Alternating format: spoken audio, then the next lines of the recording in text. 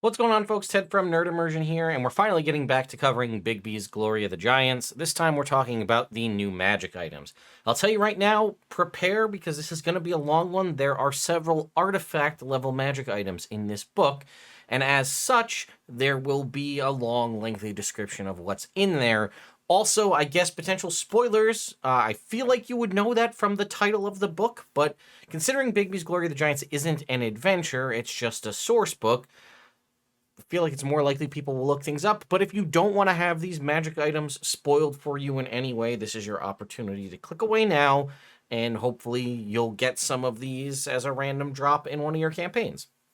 Also, consider subscribing to the channel if you haven't already. I have a bunch of content that I've been working on, and honestly, at this point, it's just figuring out times to release all of them so they don't overlap with one another. But either way, let's go ahead and dive in. Here we are on D&D Beyond. This is the ads, I think is how you pronounce this, of Anim, or Anam, I think it's Anim. And it's basically, this I think is a gardening style tool, if I recall correctly. As you can see, it kind of looks like a thinner version of a gardening hoe, but it'll have minor properties, which is a thing you get with all artifacts. This particular one gets 2 beneficial, 1 major beneficial, and 2 minor detrimental properties. But let's dive into what the specifics of this item are. First of all, magic weapon. It is it magically adjusts to the size of the creature, and it functions as a great axe, providing a +3 to attack and damage rolls made on it. On a hit, it deals an additional 3d12 force damage, and it deals double damage to objects and structures. So it's a +3 great axe that fits you regardless of how big you are, with an extra 3d12 force damage, and again, double damage, basically siege properties. It also has Divine Magic. As an action, you can call upon the might of the Allfather to use it to cast Move, Earth, or Fabricate. Once those are used, they can't be used until the next dawn. So a pretty powerful weapon, if your DM's willing to give it to you. Then we have the Armor of Safeguarding. This is a heavy armor, very rare, requires attunement. And it says, set in the center of the armor's chest is a citrine, which is a gemstone engraved with the shield rune. While wearing this armor, your hit point maximum, this is actually really cool, your hit point maximum increases by an amount equal to 10 plus your level. I also want to say I haven't read these magic items, so we're watching and reading for them for the first time together. So if I seem really excited about one thing or another, it's because I'm reading it for the first time. That's a really cool, unique magic item property there. Additionally, it has Invoking the Rune as an action. You can cast invoke the armor's rune to cast Beacon of Hope. The spell has a duration of 1 minute and does not require concentration. Beacon of Hope is the spell that chooses any number of creatures for the duration. They have advantage on wisdom saving throws and regain the maximum number of hit points from any possible healing. That's really powerful because that's basically like a high-level life cleric's ability that you have in a non-concentration version included in your armor, on top of the fact that this is whatever type of heavy armor it is. Could be plate mail, which I think most of us, if we're in the realm looking for heavy armor, we're hoping it's plate mail. But that may be a way you as the DM kind of offset it a little bit. Maybe it's splint, maybe it's ring, but it gives you all these benefits. The party has to make a decision. All right, next up we have Bigby's Beneficent Bracelet, which is very pretty, as you can see right above my head here. Another artifact level magic item. 1 minor beneficial property, 1 major beneficial property, and 1 minor detrimental property. Surprising nobody, it lets you cast the Mage Hand spell. It also has Force Sculpture. By focusing and channeling the bracelet's magic for a minute, you create a spectral copy of a larger, smaller, non-magical object. It appears in a non-occupied space within 10 feet and is made of tangible but translucent force that mimics the size, weight, and other properties of the object it's copying. The copy must appear on a surface or liquid that can support it. Creatures can touch and interact with the copy as if they were a non-magical object. The copy is immune to all damage, cannot be dispelled, but a disintegrate spell destroys it immediately. Otherwise, it lasts for 8 hours or until you dismiss it. You can make 3 copies that regain all uses at dawn. And then Helpful Hand, as an action, you can use the bracelet to cast Bigby's Hand as a 9th level spell with a +13 attack bonus. When you cast it this way, it doesn't require concentration, and it can't be used until the next dawn. I mean, that's pretty powerful. That's a 9th level Bigby's Hand. Non-concentration is very powerful. There's no reason you couldn't also cast Bigby's Hand with concentration, and now you have 2 hands. Big claps. I don't know, whatever you want to do with it, but that's cool. Potentially another way, if you have this in a high-level campaign, for you to cast 2 9th-level spells in a day, which is usually not the case, but this is a freebie. Force Sculpture, I can't at the moment, maybe I'm just not in the right headspace, I don't know, can't think of a really creative, I'm sure there are many, many creative uses for this. The fact that it does create basically a copy of a larger, smaller, non-magical object, you could use this potentially, I could see this being used in heists, right? They're trying to steal a diamond, you create an exact magical replica of said diamond, swap it out, you keep the real one, after 8 hours, that one disappears. Stuff like that. There's ways to use it, but and it can make up to 3, which is pretty cool. And we get the Bloodshed Blade. Once again, another sword-based magic item. Folks, we want... Wizards, listen, please. We want magic items that are weapons other than swords, right? Swords are great. They're very versatile. We all know that. But, like, give us a magic battle axe. How about a magic sickle? I mean, there's a couple of them floating around there, but... there's not a lot. What about, like, I don't think there's almost any pole arms, really. So, either way. Very rare, requires attunement. You add your Constitution modifier to the attack rolls made with this weapon. That's actually pretty unique and interesting. So your Con mod gets added to the attack rolls. And then again, like everything we're seeing here, has a rune that can be invoked.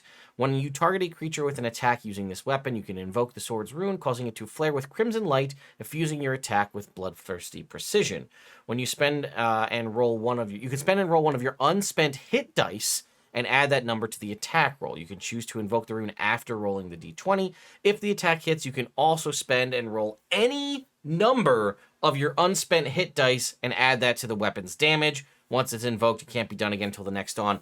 I really like this. I've been telling for a while that that hit dice are an interesting currency that could be better utilized in the world of 5th edition. So this would be a really cool way to both add them to attack and to damage. That would be really neat to see. Also, it's if this attack hits, let's see, you can choose to invoke the rune after rolling the d20. So it doesn't say whether you hit or miss. So you could, in theory, burn this hit die on the attack roll on a natural 20, and then spend a whole bunch of your hit dice to just double those hit dice for it.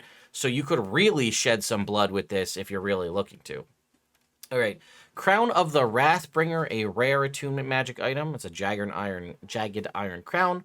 When worn, the crown glows with pale light as it draws upon the wearer's fury to strike opponents with vicious terror. When you make an attack roll against a creature and hit it while wearing this crown, you can spend and roll one of your unspent hit dice. That creature takes a psychic damage equal to the number rolled. Yeah, so when you make an attack roll against a creature and hit it with this crown, okay, so this is any attack roll. This could be spell attack rolls for you Eldritch Blast Warlocks out there. This could be very powerful in that aspect. Psychic damage not heavily resisted, and again, another means for you to spend your hit dice. And again, we have an invocation. If you use an action to invoke it, you can cast the Fear spell with a save DC of 15. It has a duration of 1 minute and doesn't require concentration. We're noticing that as a theme across the board here.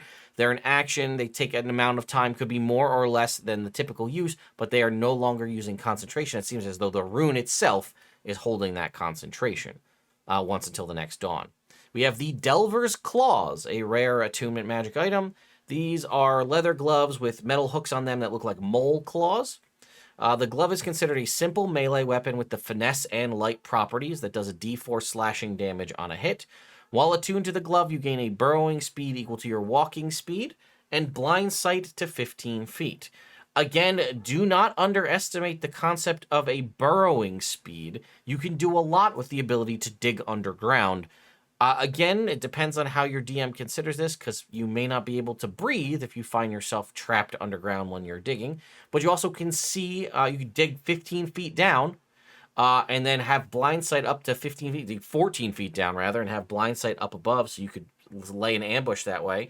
And again, they do function as weapons if need be. Invoking the rune for this one, you bolster yourself in the sturdiness of the earth.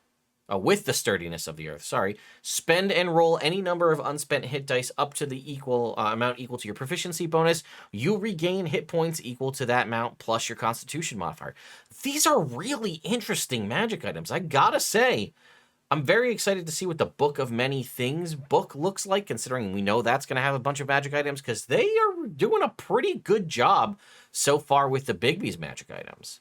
All right, Glow Rune Pigment. This is our first non-attunement item I think we've seen so far. This is rare. You get a set of 1d4 plus 2 small paint pot containing pigments. We've seen paint pots in the form of Nulzur's magical paints in the past. This magical paint bestows temporary magic gifts on creatures with runes drawn on their skin, so kind of temporary tattoos. One paint pot contains enough pigment to paint one rune. A creature can spend 10 minutes to paint one of the following runes onto themselves or another creature. The Journey rune makes difficult terrain not cost extra movement for the person painted on it. The Life rune gives that creature 10 temporary hit points and advantage on death saving throws. The Light rune gives them dark vision up to 30 feet or increases their dark vision by 30 feet. The Mountain rune makes them immune to being knocked prone and advantage on con and strength saving throws.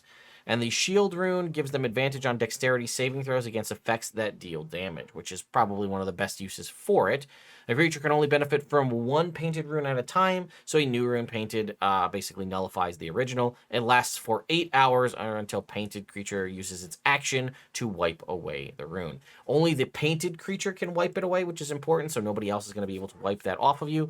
For being a rare magic item, this is pretty useful. This is a fun little cosmetic thing that your party can basically just add in. I really like this a lot. We have the Harp of Gilded Plenty. This is a legendary attunement magic item. It is a golden harp that when a creature comes within 5 feet of it, it animates and is capable of speaking, singing, and playing by itself. Whenever you attempt to attune to the harp, you must first make a DC 15 performance check or a DC 20 persuasion check to convince the harp you are worthy, attuning to the harp on a success. If you fail, you can't attempt to tune till the next dawn. And then once successfully attuned, it resizes. This is obviously to go along with the Jack and the Beanstalk kind of sentient harp. I'm assuming that's what the inspiration here was. Stalwart Song is an ability it has. Whenever you make a charisma check while attuned to the harp, you can treat a roll of 9 or lower as a 10. That's exceptionally powerful. Feast of Plenty. If you spend 10 minutes playing the harp, you can cast Hero's Feast from it. Once it's used, it can't be used until you take a D10 plus 10 days have passed. Again, Hero's Feast, a very powerful spell, and again, having a free version is fantastic. Also, no material component associated with this Hero's Feast. Soothing Melody. As an action, you can use the harp to cast Calm Emotions with a DC of 19. When the spell is cast using the harp, its duration increases to an hour, and provided you maintain concentration, can be used 5 times, and it regains all uses at dawn. And then it is sentient. It's chaotic good with an intelligence of 13, wisdom of 15, charisma of 20, has hearing and dark vision out to 120 feet, can speak and read and understand common and giant, and also has communicate telepathically with the creature attuned to it. It has a dramatic and pompous personality, taking extreme pride in the quality of music produced from its strings. If it is shorter than 6 feet tall, it bemoans its height. We have the Helm of Perfect Potential. Looks remarkably close to the helmet from the D&D movie. But this is also another artifact, requires attunement. It gives you 2 minor beneficial, 1 major beneficial, and 1 minor detrimental property. It has Master of Guile. While wearing it, you have advantage on deception and insight checks. Arrow of Elemental Havoc is a bonus action. While wearing the helm, you can launch a bolt of searing elemental energy towards a creature you can see within 90 feet of yourself. The target must make a DC 20 dex save. On a failed save, the creature takes 46 acid, cold, fire, lightning, or thunder damage, your choice. On a success, it only takes half. It also has 6 charges, regains a d6 charges each day. As an action, while wearing it, you can expend a charge to cast one of the following spells with a save DC of 20. 1 for Elemental Weapon, 2 for Call Lightning, 3 for Wall of Fire, 4 for Conjure Elemental, and 5 for Tsunami. We have Lash of Immolation. It's nice to see another weapon again that's not a sword. So we have a whip here, a rare non-attunement whip, by the way. +1 to attack and damage rolls, and it deals an extra d6 fire damage. When you score a critical hit with an attack using this whip, the target is also restrained until the start of your next turn, as fiery bands lash around the target.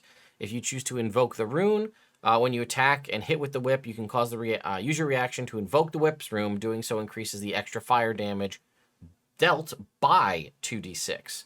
So this is actually a fantastic weapon for being non-attunement. You have the reach of a whip, which is always nice to have. And usually the biggest downside I have with whips in the game is their lackluster damage. They are reach, they are finesse, but they only have that D4 damage die. And as somebody who's a huge fan of the Castlevania series, anytime I've tried to play like a vampire hunter with a whip, The downside is the lackluster damage. However, this is a +1 to attack and damage and a free 1d6 fire damage, period. That's just always on. And then the always on ability that, again, if you crit with it, it provides the target with the restrained condition until the start of your next turn. That is non-save based. You just do it if you crit with it. So if you have a means of getting additional crit potential, whether that be something like reckless attack or hiding or what have you to initiate advantage on an attack roll, this goes to another level. I believe a whip is also a light weapon, I think, so it might be able to be dual wielded. I have to check that. I don't think it says, I don't have an opportunity to check that right now off the top of my head. But and then it also has the Rune ability, which increases the damage, and it only works on a hit, which is nice, so you won't waste it. Increases the fire damage dealt by 2d6, so 1d6 plus an additional 2d6. And again, it's when you hit, so you could choose to save that hit for a crit to get an extra 6d6 fire damage. We have the longbow, that was a weird way to say it, Longbow of Healing Hearth. Again, I'm very excited to see a bow. We don't get a lot of bows out there. We're very limited in the options we have. This is also a legendary magic item that requires attunement. As a legendary weapon, it does give you a +3 to attack and damage, which is pretty standard. If you load no ammunition in the weapon, it produces its own, automatically creating 1 magic arrow when you pull back the string. The arrow created by the bow vanishes the instant after it hits or misses its target. Also a very useful utility option here. It leaves you the opportunity to still shoot arrows from it if you have specialty arrows that you'd like to use, but otherwise it will shoot magical arrows in and of themselves. It has 8 charges and regains 1d4 plus 1 charges daily at dawn. You can expend those charges to use the curative arrow. When you take the attack action using the bow, you can expend 1 charge to replace one of your attacks with a blazing arrow of curative magic, which automatically hits 1 creature you can see within 150 feet of you. The target can then immediately spend and roll one of its unspent hit dice and regain a number of hit points equal to the roll plus your wisdom modifier. If the target has no unspent hit dice remaining, nothing happens. You can use only 1 curative arrow per turn. This is something that a lot of us have toyed around with, the concept of magic arrows that do this kind of stuff, healing arrows. I think these have existed. They were spell storing arrows in older editions, which you could store with like a cure wounds spell in a curative, in a healing or a spell arrow. So you could shoot somebody and then it triggers the effect of the spell, thus healing them. This is cool. It also is an automatic hit, which is kind of nice. So you don't have to worry about missing with the attack roll. It does use, once again, hit dice, but I am a fan of using that. So that's a pretty interesting mechanic. And it keys off your wisdom modifier. And it is a longbow. So again, remember, you don't have to put this on something like a ranger if that's what your head's. This could go, if you're a cleric that has access to a proficiency with longbow, you could use this and heal people from a much further distance than your healing magic would allow by using Curative Arrow. It also has spellcasting. You can expend one of the charges to use an action to cast one of the following. Create Food and Waters for 1 charge. Oh, they have a save DC of 18, by the way. Warding Bond for 2, and Guardian of Faith for 3. Guardian of Faith is a fantastic spell. Again, it's a stationary thing, but it is non-concentration, and it basically just posts up a Guardian to deal damage to people. I'm finding a lot of use for it in Baldur's Gate 3. We have the Lucent Destroyer. We have a musket coming in here. We are getting a variety of weapons here, which is very exciting. A very rare attunement musket here. A triple-barreled bronze musket. +1 to attack and damage rolls. Requires no ammo. Its damage is radiant instead of piercing, and it does not have the loading property. That's fantastic, all of those things. Additionally, while attuned, you can cast Dancing Lights from it. And as an action, you can evoke the weapon's rune to cast the Sunbeam spell with a save DC of 17 once per long rest, or once until the next dawn. Fantastic if you have access to musket proficiency. We have the Mistral Mantle. This is very rare attunement magic item here.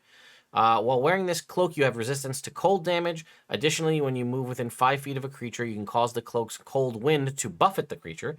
The creature must succeed on a DC 14 dexterity saving throw or take a D6 cold damage to have the prone condition. The creature affected by the mantle can be only affected by the mantle once during a turn.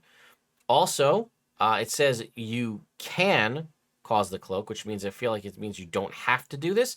Also, it doesn't use your reaction to trigger this damage. You can just choose to do it.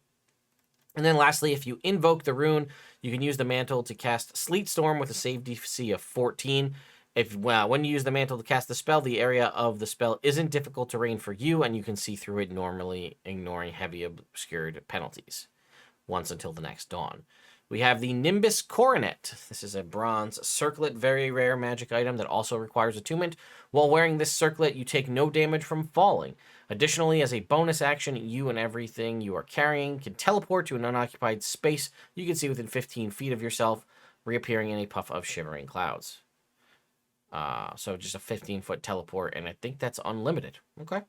And then if you invoke the rune, you assume a cloud-like form. The form lasts for 1 minute or until you're incapacitated. While in cloud form, you have a flying speed of 60 feet, resistance to bludgeoning, piercing, slashing damage. Again, once until the next dawn. We have the Orb of Scorers. This is a legendary item that requires attunement by a spellcaster. This orb is 8 inches in diameter, weighs 8 pounds, making a palm-sized trinket for a stone giant, but unwieldy for a medium creature to use. While holding it, you can use it as a spellcasting focus for your spells and gain the following benefits. The orb has 3 charges and gains all expended charges at dawn. When you cast a spell while holding this orb, you can expend up to 3 charges to ignore the spell's material components with a gold piece cost up to 300 gold pieces per charge expended. You gain a +2 bonus to any Constitution saving throw you make to maintain your concentration on a spell. And you can see normally in darkness, magical, and non-magical out to 120 feet. Then we have the really cool prehistoric figurines of wondrous power. These function basically like figurines of wondrous power. They just have different creatures inside them. Larger and more roughly hewn, it says. As an action, you can throw it to a point within 60 feet, speaking a command word, whereupon it transforms into a living creature. The creature is friendly to you and your companions, understands your languages, and obeys your spoken commands. It exists for the duration specific to each figurine. At the end of the duration, the creature reverts to its statuette. It reverts to a figurine early if it drops to 0 hit points, or if you use an action to speak the command word again while touching it. When it becomes a figurine again, its property can't be used until a certain amount of time has passed, as the figurine's description describes. There's the Carnelian Triceratops, which is very rare. Becomes a Triceratops for up to 6 hours that can be ridden as a mount. Once used, can't be used for 10 days. There's the Jasper T-Rex, which becomes a T-Rex for an hour, which can't be used again until 14 days have passed. Whenever you command the figurine while it's in T-Rex form, including command it to revert to figurine form, roll a d20. On a 1, you lose control of the figurine, and it becomes hostile towards you and your companions until it's reduced to 0 hit points. The Kyanite Pteranodon becomes a Pteranodon for 8 hours. If you're medium or smaller, you can ride it. It can't be used again for 7 days. And the Pyrite Plesiosaur becomes a Plesiosaurus for 12 hours and can be ridden as a mount. It can't be used until 4 days have passed. While riding the Plesiosaur, you can use it to cast water breathing at will. We have the Reaper's Scream. Again, very excited for a Morning Star here. Legendary magic item that requires attunement. This is a +2 to attack and damage roll Morning Star. It deals necrotic damage instead of piercing damage.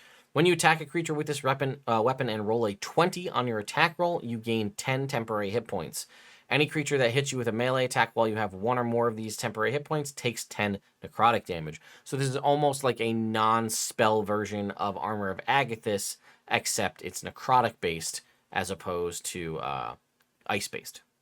Invoking the rune as a bonus action, first one we've seen with a bonus action invocation, you can invoke the weapon's rune, unleashing the screams of every creature slain by the weapon in one cacophonous burst. Each creature of your choice within 60 feet must make a DC 15 wisdom saving throw or have the stunned condition until the start of your next turn.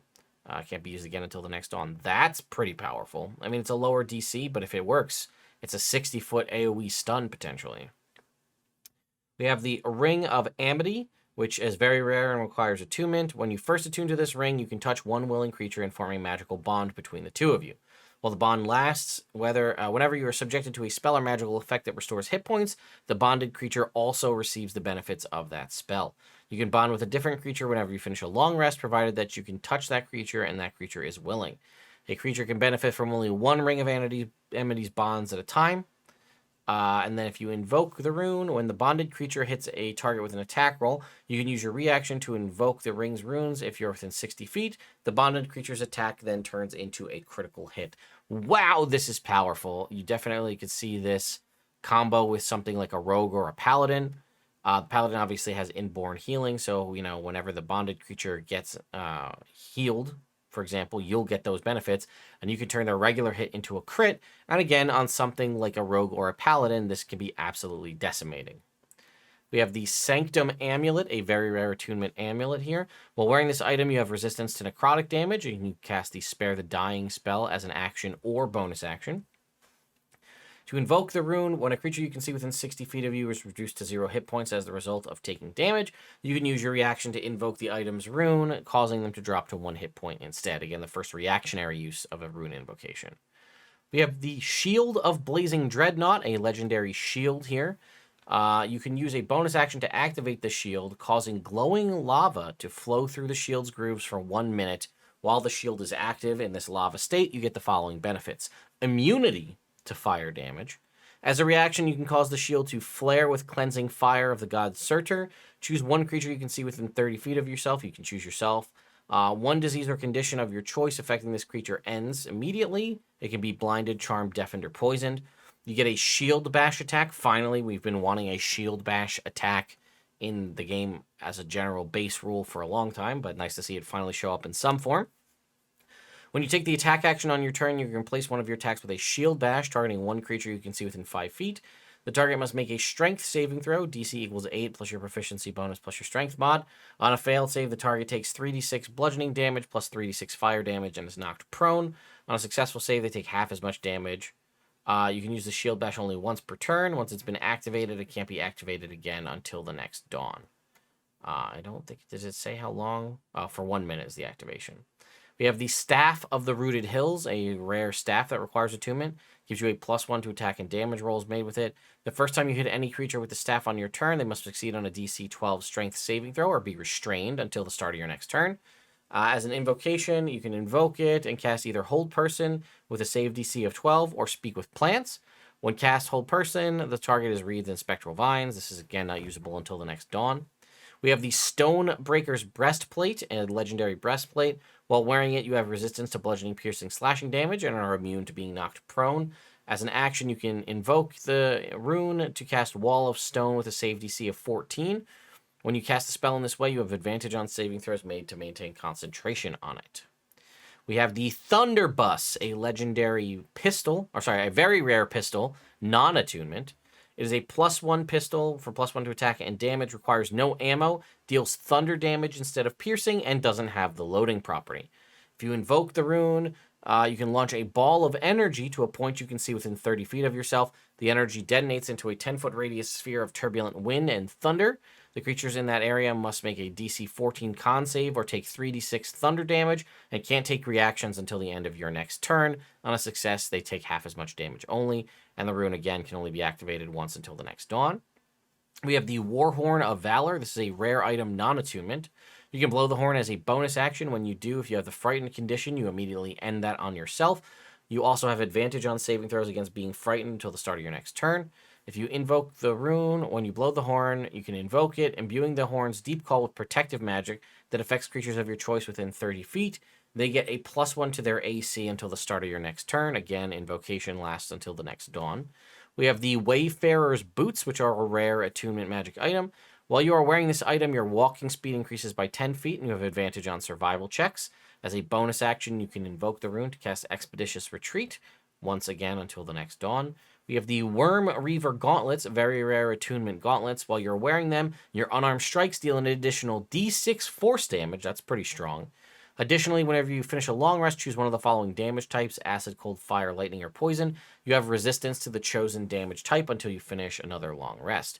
It also has an invocation option. As a bonus action, you can invoke the gauntlet's runes and summon 2 enormous spectral fists that envelop the gauntlets and mimic your hand motions.